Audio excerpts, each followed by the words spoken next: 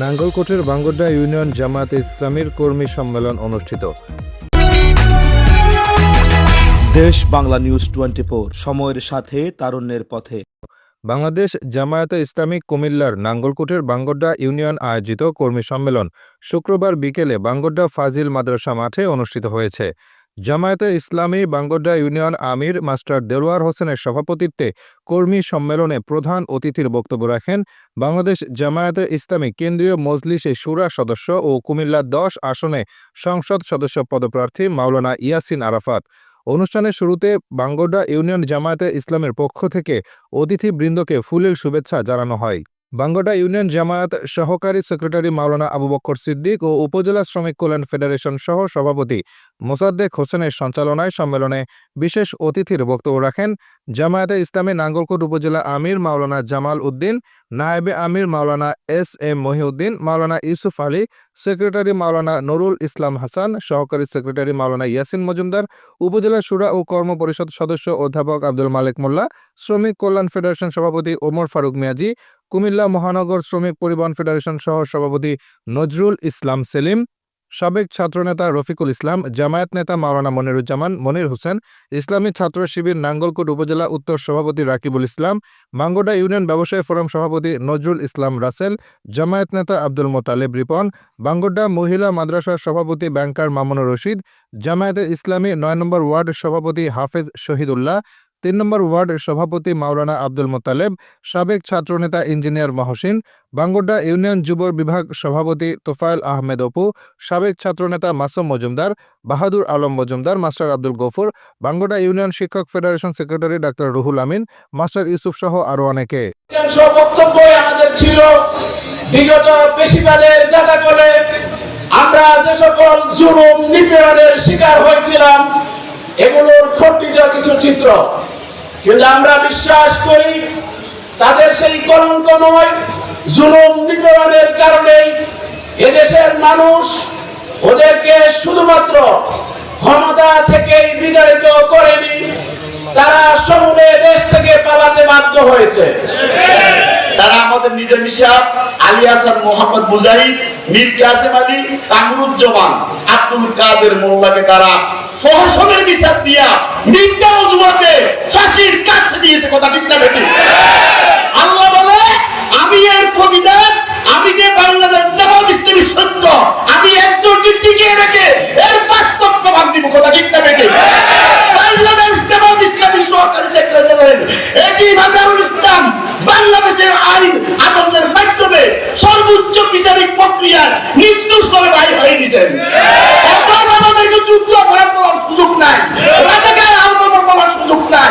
এটা বুঝে গেছে, মুছে গেছে, বুঝে গেছে। এই আহ্বান নিয়ে আজকে বাংলাদেশে জামাত ইসলামী কাজ করছে।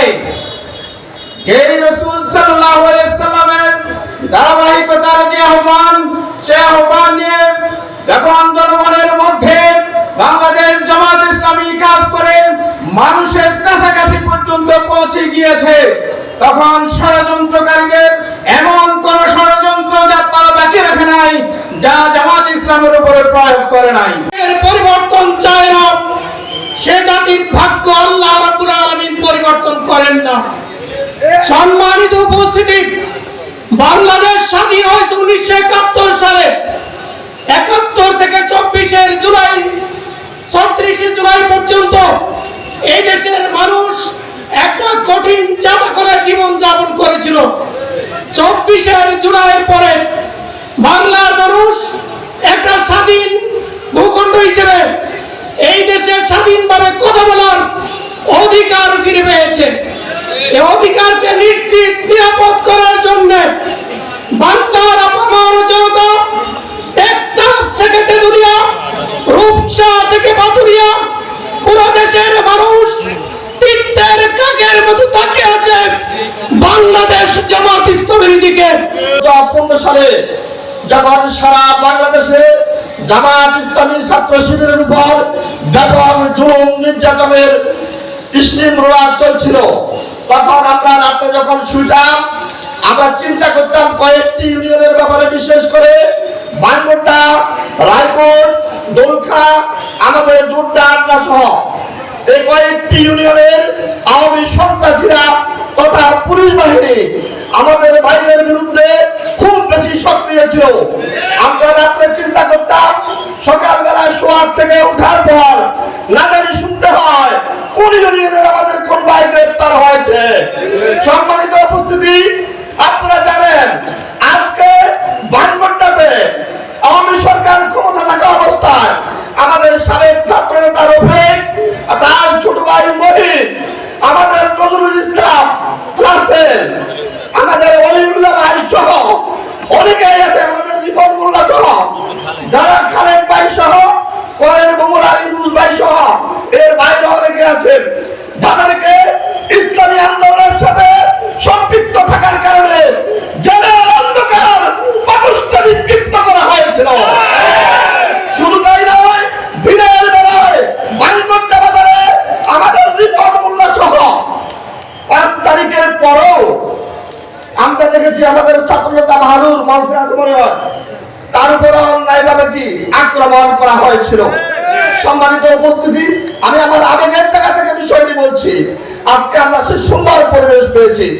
আমি আমার সংগ্রামী ভাইদেরকে অনুরোধ করতে চাই, আজকে আমাদের সামনে যে সময়, সামনে হয়তো বা আমাদের সময় নাও থাকতে পারে, এজন্য এই সময়কে গণিমত হিসাবে কাজে লাগিয়ে বানগড্ডা ইসলামী আন্দোলনকে মজবুত করার জন্য আপনারা অগ্রণী ভূমিকা রাখবেন।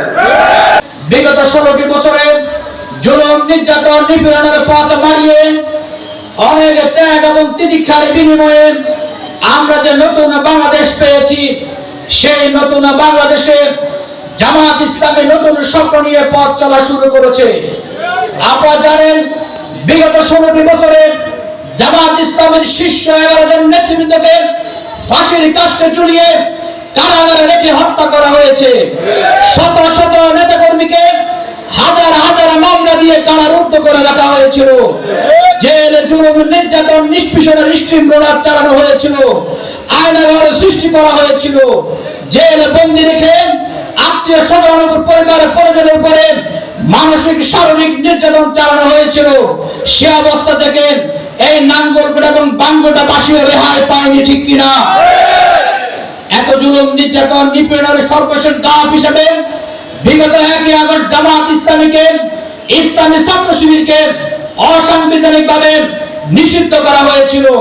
তাদের টার্গেট ছিল ছাত্রদের যে তীব্রতা আন্দোলন চলছিল সে আন্দোলনকে ডাইভার্ট করা।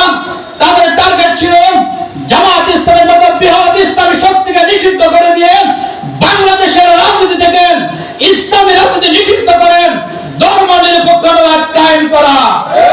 কিন্তু আল্লাহর মেহেরবানি, যারা ইসলামকে নিষিদ্ধ করতে চেয়েছিল 4 দিনের ব্যবধানে তারা শুধু নিষিদ্ধই হয়নি, তাদের রাজনীতির কবর রচনা হয়েছে।